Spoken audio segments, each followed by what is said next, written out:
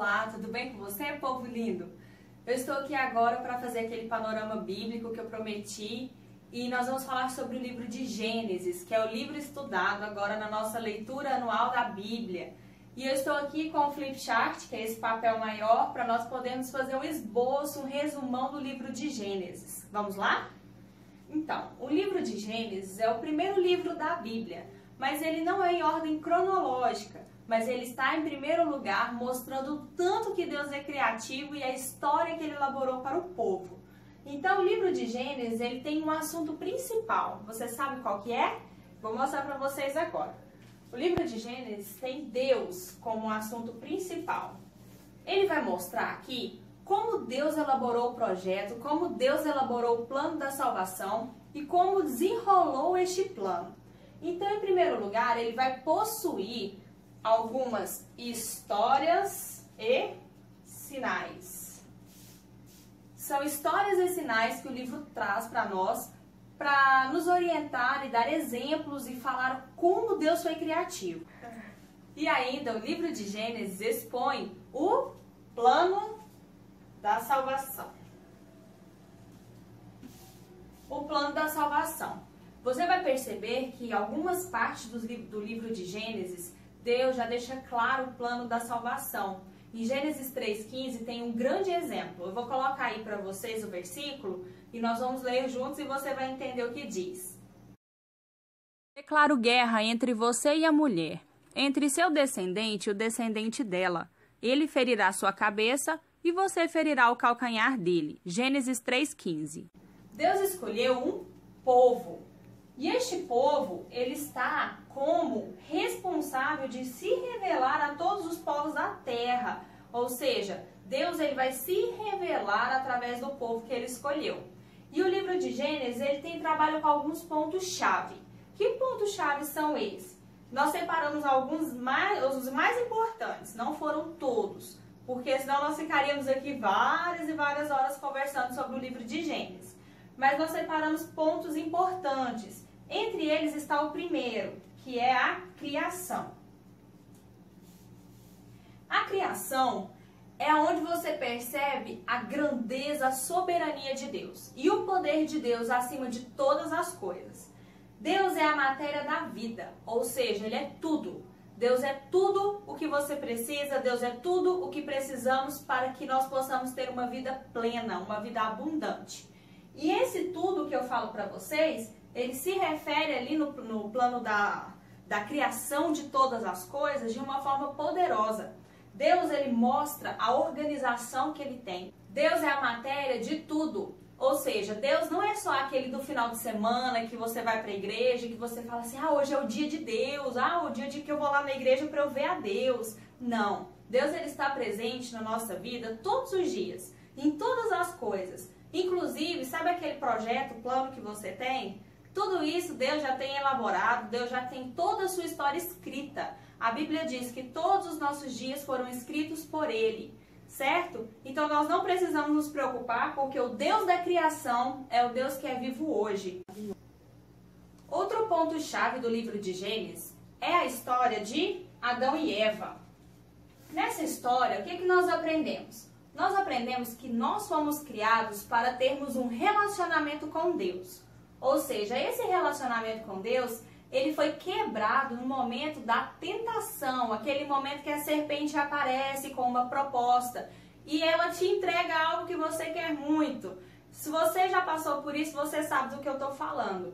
O diabo, ele não vai te tentar naquilo que você não se interessa. Ele vai te tentar naquilo que você quer muito. Ou seja, na sua vaidade, naquilo que vai te trazer um prazer. No momento que ele tentou Adão e Eva, o que aconteceu? Eva comeu o fruto, deu ao marido, não foi? E quando Deus chegou, um colocou a culpa no outro. Não fui eu, não foi a mulher que o Senhor me deu. Aí a mulher, não, foi a serpente. Então isso mostra que desde o início, o homem ele tem essa natureza pecaminosa e a tendência de culpar o outro quando faz alguma coisa errada. Você conhece alguém assim? Você já passou por uma situação dessa? Fala assim, não, eu não fiz isso não, foi porque fulano fez isso, aí aconteceu, foi uma consequência. Mas a Bíblia deixa bem claro, autorresponsabilidade. cada um é responsável pelos seus atos. E assim também tiveram consequências. A consequência da desobediência, foram várias consequências. E a desobediência, ela sempre vai trazer esse tipo de consequência para nós. O pecado, ele sempre tem uma resposta. Arruma a alça da sua blusa aí, tá mostrando uma alça em vermelho. Você tem, tá feio. E as consequências, elas vêm. O pecado sempre traz consequências. Tem pessoas que falam assim, existe pecadinho, pecadão? Pecado é pecado. Mas as consequências são diferentes. Você mentir é uma coisa. Você matar uma pessoa é outra coisa totalmente diferente com relação às consequências. E a Bíblia fala também, lembrando que um abismo chama o outro abismo. Então o pecado, ele sempre vai estar relacionado com outros pecados. E aquilo ali vira um emaranhado na vida da pessoa. Tem pessoas que falam, eu não consigo sair disso mais. Mas eu quero te trazer uma notícia aqui hoje no final desse estudo. E o terceiro ponto-chave do livro de Gênesis. Nós vamos aqui analisar a história de Caim e Abel. Quem não conhece a história de Caim e Abel, são dois irmãos. E um matou o outro por causa de discórdia e de inveja. Porque Deus aceitou a oferta de um e não aceitou a oferta do outro. E isso aconteceu aqui mostrando pra gente que os relacionamentos interpessoais, eles afetam a nossa vida de uma tal forma que muitas pessoas estão hoje nos presídios devido a discórdias, invejas, assassinato, tudo partindo de pecados que estão lá em Gênesis já. E esses pecados Deus mostrou ali para que nós pudéssemos lutar contra isso, tirar esse tipo de relacionamento da nossa vida. Relacionamentos que trazem isso daqui são maléficos para nós. E aqui no ponto 4, nós vamos analisar um personagem muito interessante. Nós vamos analisar a história de Noé. Noé viveu em uma época onde as pessoas elas não obedeciam a Deus, não queriam saber de Deus e muito menos de moral. E essas pessoas elas estavam afundadas em um pecado tão grande e uma malícia, uma imoralidade tão profunda que Deus destruiu toda aquela população. Então, naquele tempo, o pecado trouxe juízo. E isso aqui ainda acontece nos nossos dias. O pecado traz juízo. Só que esse juízo, ele aconteceu ali e Deus falou o quê? Deus destruiu a terra com a chuva. Foram 40 dias de chuva, né? Que a gente chama de dilúvio. Aconteceu o dilúvio e a maldade foi lavada da terra, sobrando apenas a família de Noé. E quando a família de Noé desceu da arca, onde entraram os animais de 2 a 2, os pares de animais, o casal de animais que Deus separou, para que depois a terra não ficasse sem animais, isso tudo aconteceu mediante a uma aliança no final que Deus fez com a humanidade, que nunca mais iria destruir a terra com água, com chuva, igual foi o dilúvio. E nós temos essa promessa hoje. Todas as vezes que você vê o arco-íris no céu, você já pode se lembrar da promessa de Deus. Deus falou que não ia fazer isso mais. Sim, mas ainda terá o juízo de Deus devido ao pecado da humanidade. No quinto ponto, nós veremos agora a história de Abraão. Abraão e Sara. Abraão, nós consideramos Abraão como o pai das nações, o pai de multidões. Mas Abraão recebeu este nome por quê? Porque Deus, ele entregou para Abraão um chamado. Quando Deus chamou Abraão, Abraão, sai da tua terra, da tua parentela, para a terra que eu te mostrarei. E isso aconteceu com um propósito. Lembra que nós falamos que Deus escolheu um povo e dentro deste povo Deus iria alcançar todas as nações da terra? Abraão foi o patriarca que recebeu esse chamado. E Gênesis traz de maneira muito clara como Abraão conseguiu essa descendência dele. Por quê? Porque Deus fez uma promessa para Abraão, que ele iria ter um filho. E este filho, a descendência dele iria ser abençoada através deste filho. Só que demorou demais. Abraão já estava velho, já era idoso, e ele ainda não tinha tido filhos. E Sara, né, no caso eles eram Abrão e Sarai. Após essa promessa que Deus fez a eles, Deus mudou o nome dos dois para Abraão e Sara. E este filho, essa promessa feita para Abraão, aconteceu na velhice. eles já eram idosos quando eles tiveram Isaac. Isaac é o filho da promessa.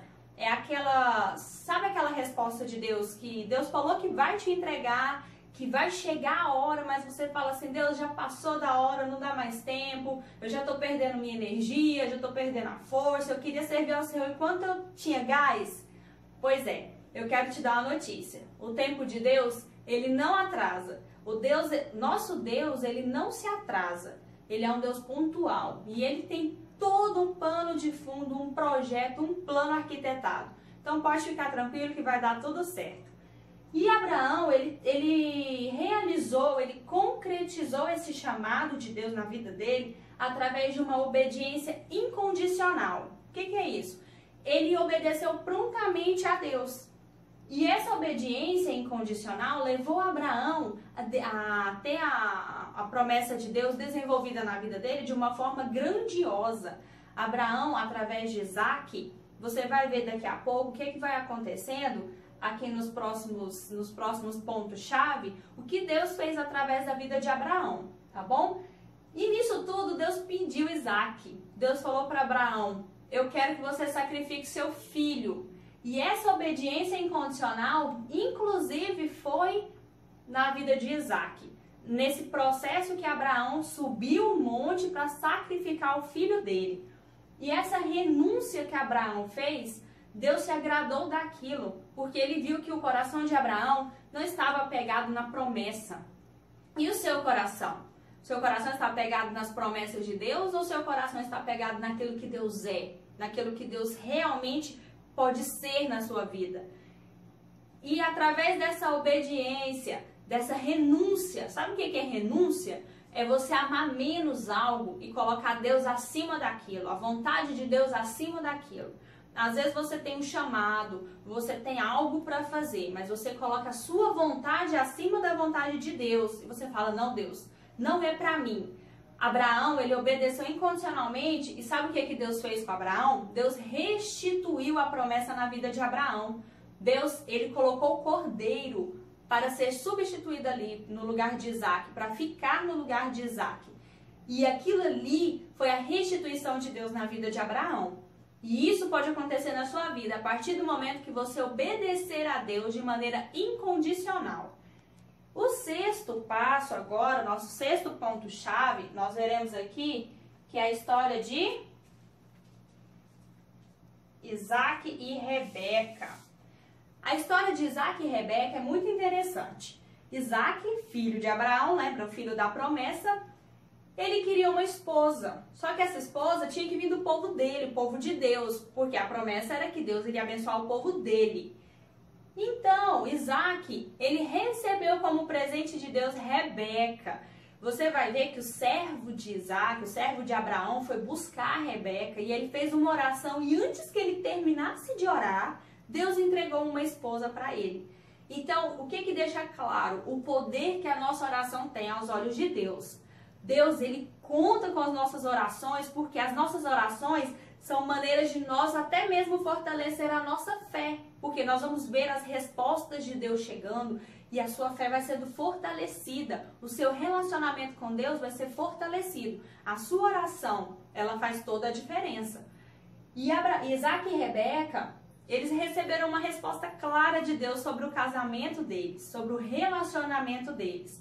E Rebeca, ela participou de um pano de fundo na vida de Isaac. Por quê? Deus, ele não faz nada aleatório. Deus, ele já escreveu, como eu já disse, todos os nossos dias já estão escritos e determinados por ele. Cabe a nós deixarmos a caneta na mão dele, porque ele devolve a caneta pra gente. Então não pegue a caneta e saia rabiscando as coisas. Deixa Deus fazer. Deus vai fazer. Próximo passo, próximo ponto-chave. Nós vamos ver agora aqui a história de Jacó e Raquel. Jacó e Raquel. Esse casal aqui é muito interessante. Por quê? Porque Jacó e Raquel, o Jacó, principalmente o Jacó, ele viveu o poder transformador de Deus na vida dele. Como assim? Jacó, ele era trapaceiro, ele era enganador, ele era aquele tipo de pessoa que você não podia confiar de jeito nenhum. Ele enganou o irmão dele 2 vezes para pegar a primogenitura e depois para pegar a bênção do pai. Jacó, ele semeou enganação. E o que aconteceu? Jacó, ele teve que passar por todo um processo de cura, de transformação de caráter, porque o caráter dele era deformado. E ali, a partir daquele processo de perdão com o irmão dele, do encontro que ele teve aqui, ó, o poder transformador, ele teve um encontro com o anjo, com o Senhor, e esse encontro transformou a vida de Jacó. E ele passou a se tornar ali, daquele ponto do encontro com Deus, ele se tornou Israel. Ou seja, uma pessoa que realmente tem uma vida intensa com Deus e entendeu o propósito da vida dela. E ele cresceu, o povo de Deus cresceu. Lembra que eu falei que Deus escolheu um povo para que esse povo crescesse e a história dele acontecesse? Foi assim que fez. Tá? Então Jacó e Raquel. Raquel foi a escolhida por Jacó para ser a esposa. Mas como ele já tinha semeado trapaça, ele colheu trapaça. Quando Labão foi entregar Raquel, Labão entregou a irmã de Raquel. E ele teve que trabalhar 14 anos para o sogro dele, para conseguir se casar com Raquel. Ele trabalhou 7 anos, achando que ia ficar com Raquel. Não deu certo, pegou Lia, né? Tem Bíblia que chama de Leia, que era irmã dela. E aí teve que trabalhar mais 7 anos para pagar o dote de Raquel. Agora nós vamos analisar o ponto 8, a história de José. José, ele é uma pessoa muito estratégica na Bíblia, porque a história dele é intrigante. Ele era o irmão mais novo, o irmão mimado pelo pai, né, Israel. A esposa dele, Raquel, aquela que ele trabalhou 14 anos para consegui-la. E o que aconteceu? Desse relacionamento nasceu José. José, ele recebeu uma túnica do pai, os irmãos, e ele tinha sonhos que ele iria ser o principal da casa, e os irmãos se dobrariam, se curvariam perante ele. Isso gerou uma inveja, um sentimento de raiva pelos irmãos, e ele acabou sendo vendido para o Egito, e ali desenrolou uma história de livramento do povo de Deus, do momento mais difícil que fala o livro de Gênesis, que é um período da fome, aquela fome que assolou toda a terra. E a história de José, ela traz uma característica muito importante, que é a concretização da palavra de Deus, do projeto de Deus. Se José não estivesse no Egito, se ele não fosse o governador do Egito, o plano de Deus tinha se encerrado ali. Mas Deus, já onisciente, sabendo de todas as coisas, concretizando o plano dele com um propósito, ele resolveu escolheu José para este propósito. E o que aconteceu ali? José teve um sonho, revelou um sonho de Faraó, e através desse sonho ele se tornou governador, e ele foi o responsável por livrar todo aquele povo. Os irmãos de José chegaram no Egito atrás de alimento. Quando ele viu os irmãos, ele avistou os irmãos, José, ele foi trabalhado por Deus, foi tratado por Deus, e ele escolheu perdoar os seus irmãos. E mostra ali o poder transformador que o perdão dá, o poder transformador que a restituição na família ela traz. O que acontece? Quando acontece algo que você não perdoa, que você fica ressentido com uma pessoa, você sofre, você fica só naquela situação e você acaba que se parece com aquela pessoa que você não perdoa. E José não, ele escolheu liberar o perdão, ele escolheu deixar Deus trabalhar. E através disso, Deus cumpriu o propósito dele de trazer todo o povo de Deus para o Egito, para uma terra chamada Gósen, como nós já lemos. E essa liberação de perdão de José foi tão importante que através deste ato, a família inteira de José, o povo de Deus, foi para o Egito, morar numa terra. E nesta terra eles poderiam pastorear os seus rebanhos. Para o egípcio, um pastor, ele era uma pessoa desqualificada. E Deus escolheu o pastoreio dentro do Egito para fazer o povo crescer e multiplicar. Às vezes, se Deus te der uma estratégia, não rejeita não, coloca em prática. Como José, eles não se preocuparam com o que as pessoas iriam dizer, mas eles obedeceram à voz de Deus. E ali eles se multiplicaram de tal maneira que no livro de Gênesis eu vou mostrar para vocês o que vai acontecer com o povo. Será que eles vão ficar? Será que eles não vão ficar? Isso vai agradar alguém? Vai desagradar alguém? Então nós veremos nos próximos capítulos, certo? E eu só queria deixar para vocês aqui, por fim, o plano da salvação. Deus, em Gênesis 3,15, ali ele já fala o que ia acontecer. Que o diabo iria tentar, o diabo iria destruir o homem, a mulher, mas Deus, com o plano infinito dele, com o plano da salvação, ele enviaria Jesus, que esmagaria a cabeça de Satanás. E através disso, ele traria libertação para o povo. Então esta é a mensagem de Gênesis, é isso que eu quero deixar. E eu quero te elogiar, eu quero te validar, porque você terminou essa leitura. E que Deus te abençoe, que esses princípios de Gênesis, eles possam fazer a diferença na sua vida. A Bíblia não é um livro, a Bíblia é o nosso manual. Se você colocar em prática, tudo vai funcionar direitinho. Porque o manual de Deus, ele é perfeito. E ele deixa todas as coisas em ordem. Então eu quero agradecer você, conte comigo, vamos continuar na nossa leitura, porque Deus tem muito mais para fazer. Bênção! Então compartilhe esse vídeo com pessoas especiais, pessoas que você sabe que tem vontade de crescer, pessoas que você sabe que tem vontade de aprender mais de Deus e de fazer a diferença neste mundo. Então se inscreva, coloque aquele sininho que tem aí embaixo e você vai ver que toda vez que colocar um vídeo novo, todos os vídeos são diários, os vídeos novos você vai receber uma notificação. Daí você consegue acompanhar, às vezes você fala, esqueci hoje, o sininho vai te ajudar a lembrar.